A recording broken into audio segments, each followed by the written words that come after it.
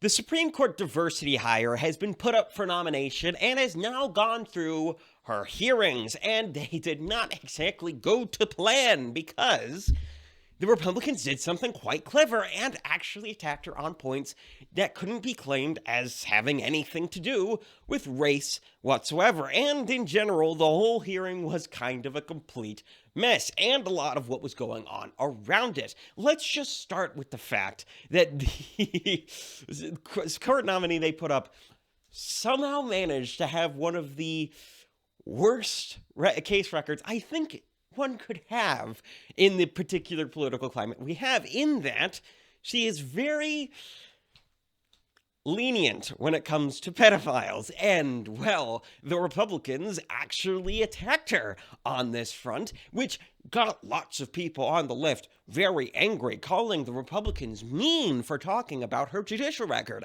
And man, were they ever mad. It's ended up being an entire media attack on Republicans. Of course, they tried to go after it with the racism card, and they even continue to try to do this with Twitter trends that are astroturfed completely, and other such things to that effect. But it hasn't had much purchase because, well, the issue doesn't have anything to do with race at all. And so they've been resorting to calling the Republicans mean and downright nasty for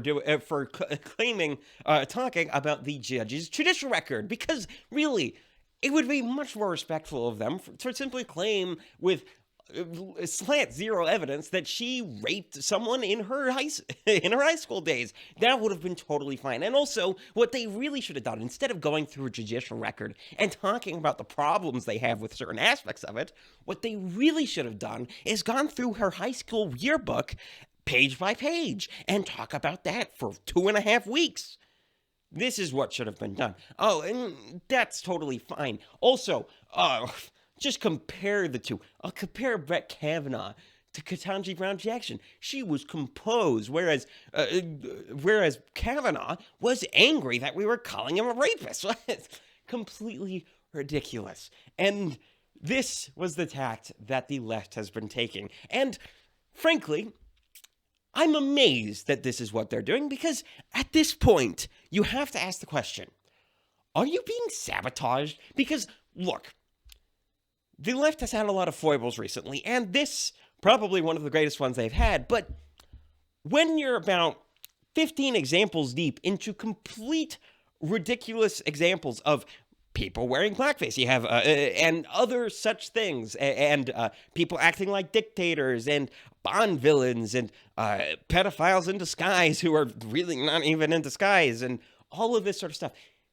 The black liberation people, the black Hebrew Israelites, the vegans, and the black nationalists, CRT folks, and general woke NPCs really need to ask the question, are they being sabotaged? Because am I really expected to believe that Joe Biden and his entire administration didn't do a cursory glance over Ketanji Brown Jackson judicial record and figure out that there would be some problems with some of the decisions that she's made over her, I don't know how long career?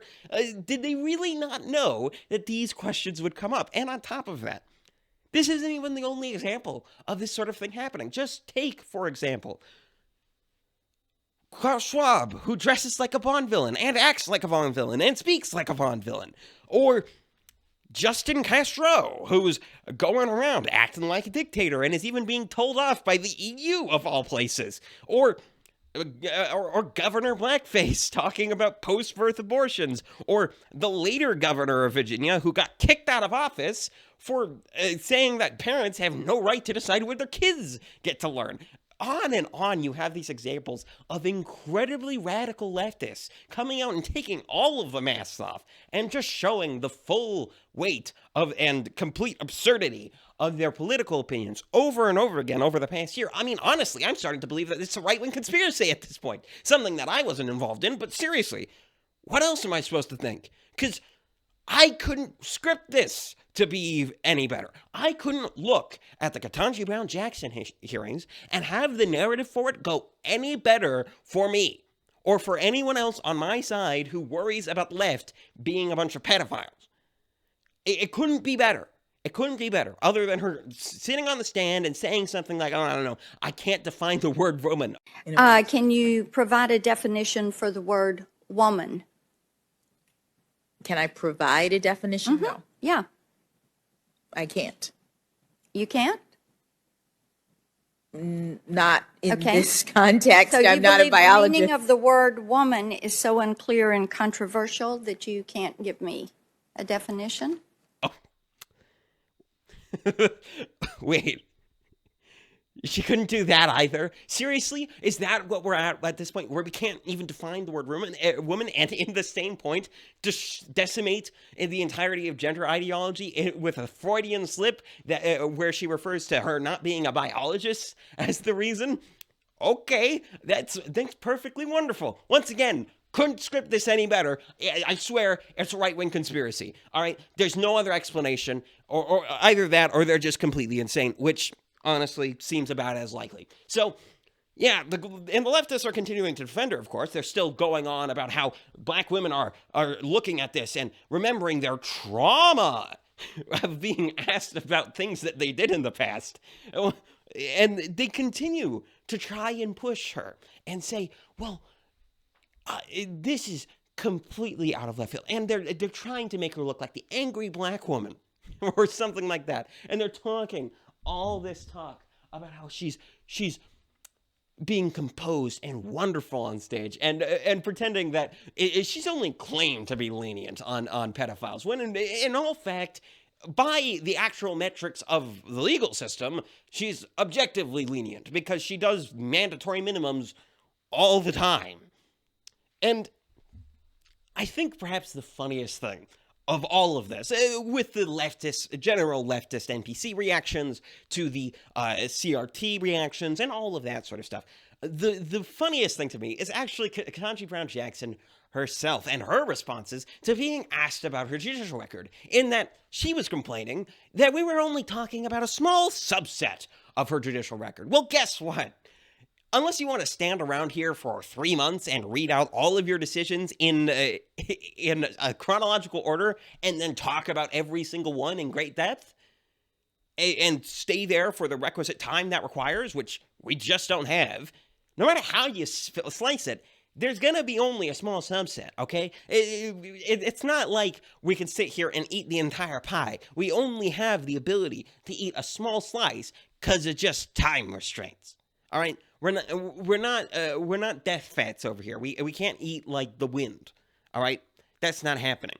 So in reality, what she's complaining about is that she is in a confirmation hearing that didn't last forever and is instead crunched into 3 days. I mean, we could go on for longer. Justice Kavanaugh, I'm pretty sure, did for multiple times the length of this confirmation hearing, but frankly, it'd be boring, and even by the end of the Brett Kavanaugh hearings, it was still managed to be boring, despite the fact that of the allegations there.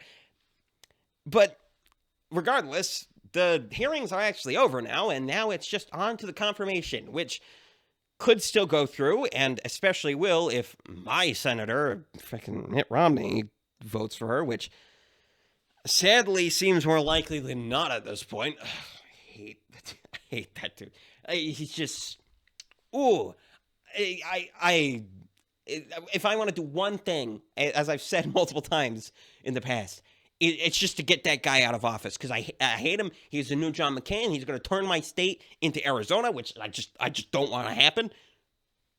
I'm really worried about that. And if your senator or votes for this person, vote them out of office too. Primary them. Make sure that they don't even get the chance to be in the Senate for any longer, okay? This is a pretty basic thing, all right? There are plenty of other reasons not to vote for these people either, as I've already established. Make rhinos unelectable.